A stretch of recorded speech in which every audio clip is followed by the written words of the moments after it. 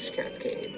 But the guys at Symantec figured you changed the code because the first variations couldn't get in and didn't work right. Bullshit. We always found a way to get across the air gap. At TAO, we laughed when people thought they were protected by an air gap. And for OG, the early versions of the payload did work. But what NSA did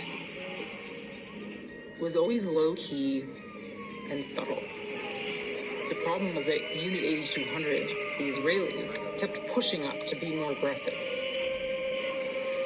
The later version of Stuxnet, 1.1, that version had multiple ways of spreading. It had the 4 0 days inside of it, for example, that allowed it to spread all by itself without you doing anything. It could spread via network shares, it could spread via USB keys, it was able to spread via network exploits. That's the sample that introduces the stolen digital certificates. That is the sample that all of a sudden became so noisy and caught the attention of the antivirus guys. In the first sample, we don't find that. And this is very strange because it tells us that in the process of this development, the attackers were less concerned with operational security.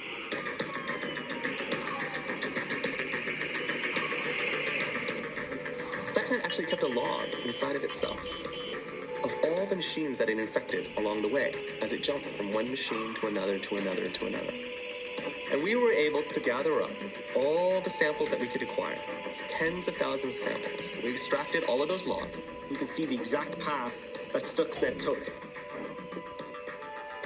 Eventually, we were able to trace back this version of Stuxnet to ground zero, to the first 5 infections in the world. The first 5 infections are all outside of Natanz plant, all inside of organizations inside of Iran, all organizations that are involved in industrial control systems and construction.